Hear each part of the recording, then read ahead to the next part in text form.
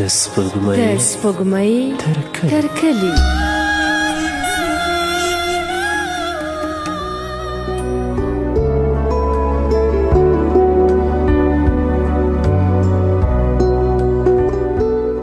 سلامونه. د سپوږمۍ تر کلي د خپرونې درنو مینوالو ستړي مشئ. تېره شپه مو د وړانګې ناول 4مه برخه واورېده. نن شپه مو د دې ناول 5مې برخې ته هرکلی کوو. په تېره برخه کې مو د زرغون د پوهنتون لوستنې په اړه واورېدل چې په ډېرو سختو شرایطو او ناچارۍ کې یې پوهنتون ولوسته او بالاخره د ادبیاتو له پوهنځي نه په لومړۍ درجه فارغېږي. تر دې ځای را رسېدلي وو چې وروسته ویاند وویل اوس د ادبیاتو د پوهنځي وار دی. زرغون ورته ځیر شو او په دې تمه و چې دی به ورغواړي او که بل سیال یې، ځکه دته لا نه وه څرګنده چې اول نمرګي چا ګټلی. ویان غاړې تازه کړې او ویې ویل زرغون د ادبیاتو پوهنځي اول نمره دی راشي. دا چې له دې وروسته څه پیښیږي دا په دې برخه کې را سره واورئ. زرغون ورپورته شو، سټیج ته لاړ، یوه لونګۍ د اسلامي اقتصاد کتاب او لیکلی ستاینلیک یې راواخیستل، خو څوک نه و چې زرغون ته په غاړه کې ګل ور واچوي، په غیږ کې یې ونیسي او ښکلې یې کړي. د ښکلولو تمه خو یې لا بیخي نه لرله، ځکه دی لا په ښوونځي کې و چې پلار یې له دې نړۍ وکوچېد او ورور یې هم له ډېرو غرونو هاخوا و. زرغون په خپله بېوسۍ او بېوزلۍ وژړل، په زړه کې ور وګرځېدل چې که یې پلار ژوندی وی نو اوس به ولې دغسې یوازې وای. لنډه دا چې تر څو خپل ځای ته رسېده نو له ښۍ سترګې څخه رابهېدلې اوښکې یې تر پاسنۍ شونډې را رسېدلې وه. څنګ ته ناست ملګري چې ورته مبارکي وویله نو په خوله د ځواب ورکولو سک نه و، پکې له ژړا ډک و. یوازې د سر په ښورولو یې ځواب ورکړ. پر عصبایي زرغون کور ته لاړ. ماشومانو نارې کړې چې هلئ زرغون راغی. زرغون لا ناست نه و چې ترور یې ورغله. ترور یې پلو نیولی و او چې زرغون ورته ستړي مشي ته پورته شو نو له پلوه یې د پتاسو موټی راډک کړ او په زرغون یې وشینده. د پتاسو د شیندلو پر مهال به یې همدا ویل شکر خدایه چې زوی مې په خیر راغی او سبقونه یې خلاص کړل. د ترور شکرونو او دعاګانو د زرغون ستونه له ژړا راډک کړ. کله چې د ترور پلو له پتاسو خالي شو نو زرغون یې په غیږ کې ونیو او له ځان سره یې وویل خدای دې همداسې په همزولو کې سرخرویه لره زویه. بیا یې لږ په ژړغوني انداز پسې زیاته کړه کاشکې چې اوس دې مور ژوندی وای، څومره به درته خوشحاله شوې وه. له دې سره زرغون سلګیو واخیست او چې کله یې د ترور له غېږې سره پورته کړه نو د ده سترګې سرې او د ترور ټیکری په اوښکو لونده وخیشت و. دوی لا د روغ او رنځورو په پوښتنه کې و چې د باندې د ورور غږ شو. هغه ستړی له کاره راغی، مخ او لاس یې ووینځل.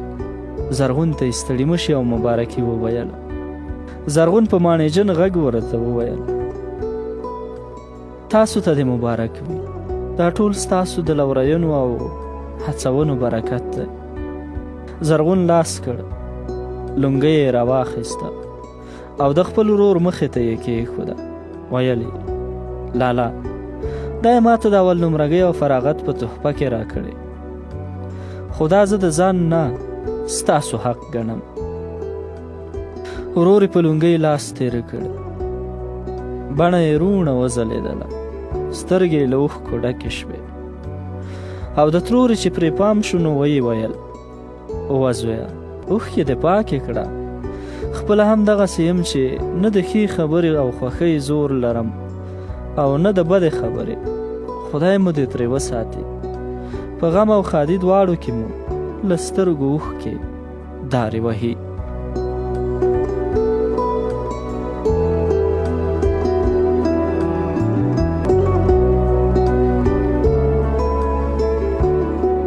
د کار درک.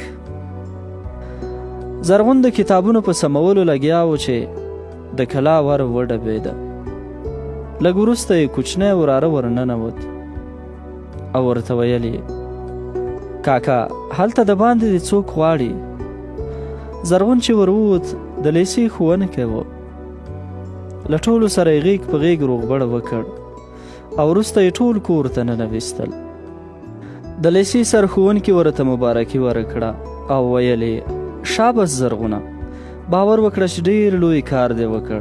په دې شرایطو کې د پوهنتون ویل څه اسانه خبره نه ده. په دې چې پوهنتون وایي نو یا به ښې پرېمانه پیسې ورته لري او که نه نو بیا به هره سخته پر ځان منې. لکه تا چې دا کار وکړ مېړانه دې وکړه، یوازې تا نه ورور دې هم در سره ښه وکړل. دومره ښه چې ولاکه یې نن سبا پلرونه له خپلو اولادونو سره وکړي. په دې چې ته یې پوهنتون ته پرېښودې او خپله یې مزدوري او کار ته اوږه ورکړه. زرغون مننه، دا ټول ستاسو ښوونکو برکت ده، ځکه ستاسو لارښوونې او سپارښتنې زما د لارې ډیوې شوې، زما د لارو ملګرې وې. ستاسو د ورور او نورو دوستانو د لارښوونو له برکته په ناشونو لارو راته تک شونه شو. ټولو به ویل چې زرغون او پوهنتون لرې خبره ده، خو د خدای له ورینه بیل شی ده. دا د پوهنتون مې بشپړ کړ. له خبرو او چای وروسته مېلمانه ووتل او د مخکې پر مهال سرښوونکي ورته ویل زرغونه سبا یا بله ورځ لیسې ته راشه، موږ به دې د ښوونکي په توګه پیشنهاد کړو. نورو ته به دې هم خیر ورسیږي او تا ته به هم یوه بوختیا وي. تر څو چې بل کار پیدا کوې نو دا معلمي درته غنیمت دی. بله ورځ زرغون د سرښوونکي په بلنه لیسې ته ورغی. د معلمۍ غوښتنلیک یې ولیکه.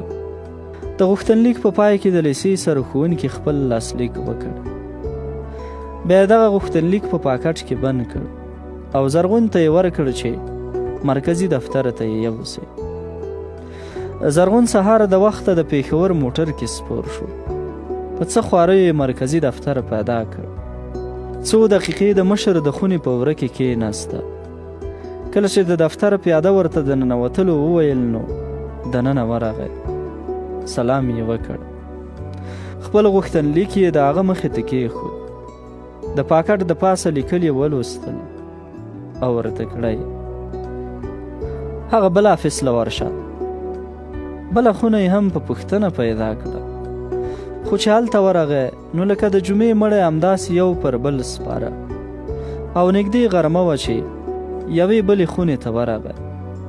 هلته یو ډنګره سړی د میز شاته ناست و چې ډبلې سترګۍ یا عینکې یې په سترګو وې. د غوښتنلیک یې ورځینې واخیست او زرغون ته یې د کېناستو وویل. ښایسته شېبه یې ځان د غوښتنلیک په لوستلو بوخت کړ. وروسته یې له ځان سره سر وښوراوه. بیا یې زرغون ته مخ ور واړاوه. وبشي جي. زرغون چې په څوکۍ کې یې شاته ډډه لګولې وه رانیغ شو او مننه یې ځینې وکړه. ډنګر عینکي سړي ورته وویل په مهربانۍ نه کیږي، چای پانی به ورکوې او ښه به یې ورکوې. زرغون سمه ده، خو چای پانی مو څومره کیږي؟ بس دغه 30-40 هزار دی نو. په حیرانتیا څومره؟ 30-40 هزار؟ دا خو بیخي زیاتې دي. څه زیاتې دي مړه؟ هسې د خدای په رضا خو نه ورکوې؟ ډیوټي درته میلاویږي. تا له دا ډیوټي هسې شی ښکاري؟ تا ته پته شته نن سبا ډیوټي مالکیانو لا په سوال زارو میلاویږي. بهر ملکیان خو لا پرېږده. دا خو منم، خو زه وایم که لږه ګزاره را سره وکړئ. په دې کې د ګزارې څه دي؟ زه وایم که دومره مو رانه اخیستې وای چې زما وس ورته کېدای. ټیک دی، ستا د وس مطابق به درنه والو، خو بیا به ټیم لګي. لکه څومره ټیم؟ بس دا نو ستا په رقم پورې اړه لري. که رقم زیات ورکوې نو ژر به وشي او که رقم لږ وي نو بیا به میاشتې لګي. زرغون لږ په فکر کې شو او بیا یې ویل بیا هم لکه څومره رقم چې وي نو ژر به وشي. بس ما خو درله وویل چې که دا 40,000 وي نو پر ورځ کې به دې وشي، او که دا درته زیاتې ښکاري نو بیا خیر دی 30,000 ورکړئ، خو بیا به 10 ورځې لګي. له دې سره زرغون له ځایه پورته شو، غوښتنلیک ته یې لاس ور وغځاوه، او چې کله روانېده نو ډنګر عینکي پسې شاته غږ کړ: ودرېږه مړه، ته خو هم څه ووایه، ستا څوله خوښه ده؟ زرغون: بس دا 1,000 ته زما وس کېږي. ډنګر سړي سترګې سره تنګې کړې، د مخې پوستکی او تندی له ډېرې غوسې سره راټول شو. 2-3 ځله یې سر تر پښو پورې زرغون ته وکتل، شونډې یو ډول بړوسې کړې، بیا یې د لاس په اشاره ورته ویل: څنګه زړه دې نه ده چې هسې یې درله وکړم؟ تاسو کابلیان خو هسې هم په مفتو عادت یئ. زرغون چې پوه شو چې سړی په غوسه شو نو ویلی یې: وبښئ چې ستاسو وخت مې ونیو. هسې وبښئ؟ دا خو څه د څاروو میله نه ده چې څاروي دې بیه کړل او نور په خپله مخه روان شوې؟ خپله خو څه روزګار نه لرې، نو د بل د روزګار او وخت هم در سره څه فکر نشته. زرغون غوښتل چې څه ورته ووایي، خو د ډنګر سړي لکه د صبر کاسه چې ډکه شوې وي، د لاس په اشاره یې ورته وویل: شابه مړه ورکېږه، څه تماشه دې جوړه کړې لا خو. زرغون 2 خپلې کړې او 2 پردی، سپک ترې راووت. څو ځله په لاره کې دا خبره ور یاده شوه چې تاسو کابلیان خو هسې هم په مفتو عادت یئ، خپله خو کوم روزګار نه لرئ، نو د نورو د روزګار او وخت در سره خیال نشته.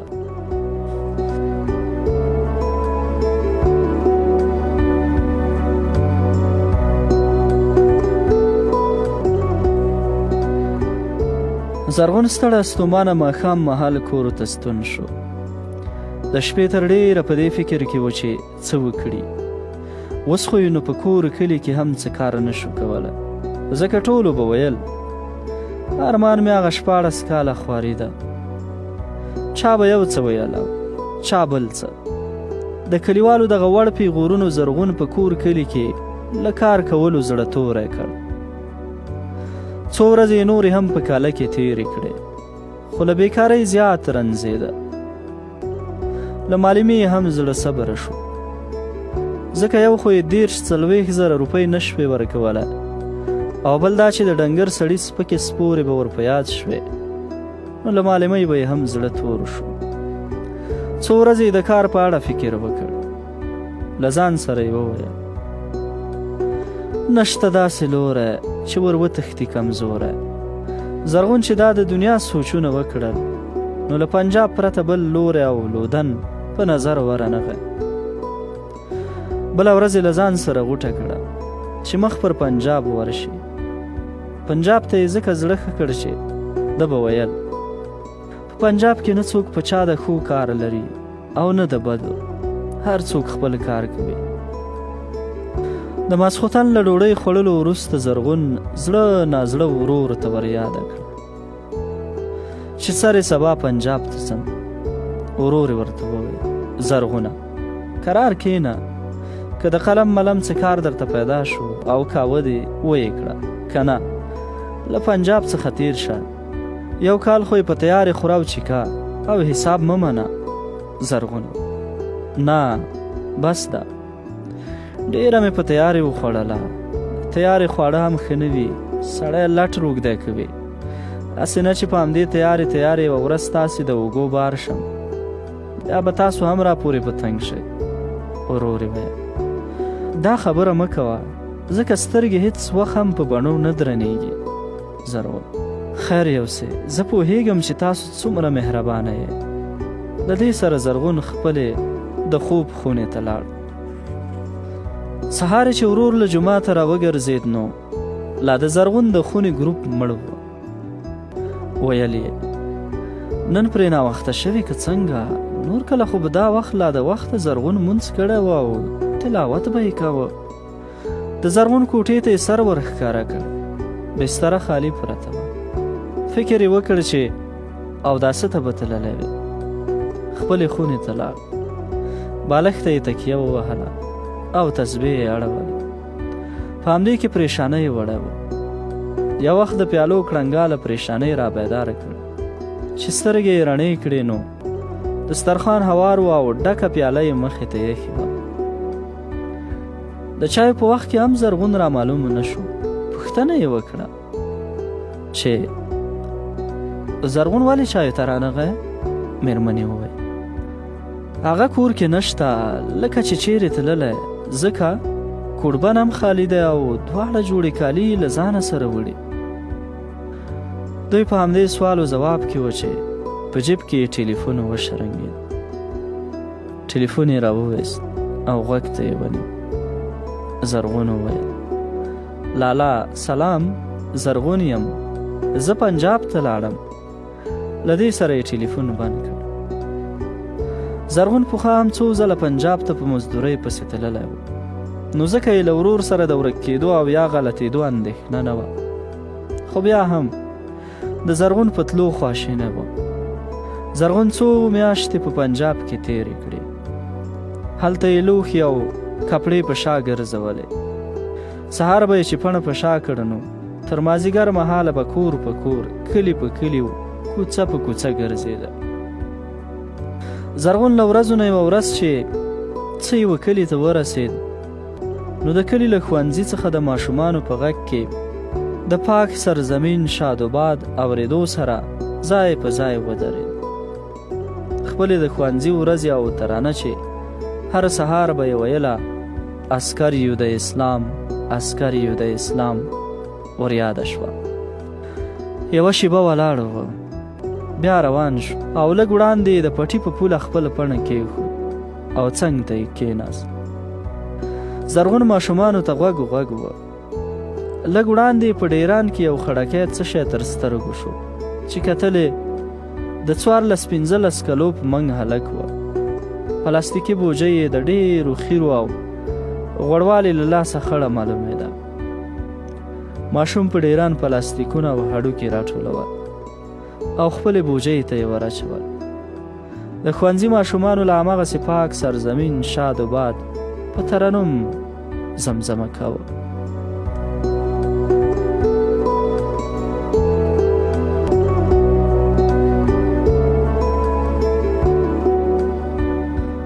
خړ پړ افغان ماشوم په ډیرانونو پلاستیکونه راټولول او په یوې مړۍ ډوډۍ پسې لالهانده وه. یوازې ماشومان نه، لویان هم. بیا یې ځان ته وکتل.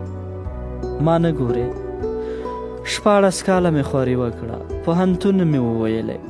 ما ویل خدای به مې دعا قبوله کړي، په خپله به هم د یوې مړۍ ډوډۍ څښتن شم او یو بل مسلمان ته به مې هم څه خیر ورسیږي.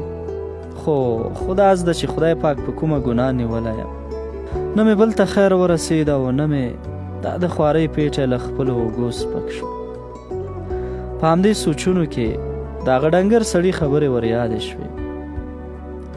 تاسو کابلیان خاصې مفت عادت یې، ځان له خو څه روزګار نه لرئ، نو ځکه خو د بل د روزګار او وخت هم څه خیال نه ساتئ. زرغون یوه او بله خوا وکتل. سوړ اسویلی یې وویست.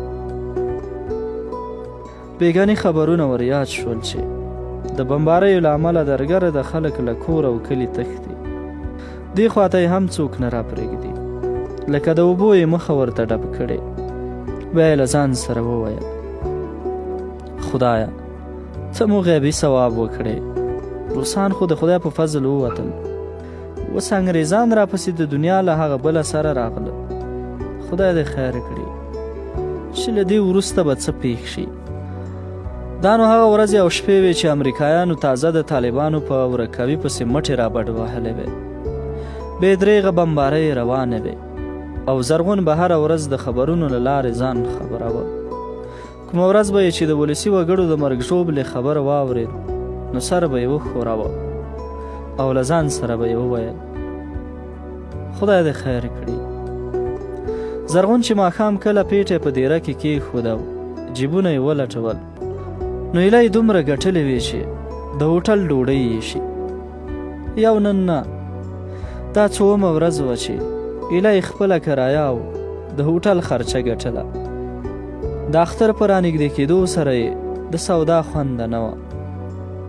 ماسخوتن ناوخته یې د څنګ دوکاندار ورته رانارې کړې چې زرغونه ټلیفون دی درته.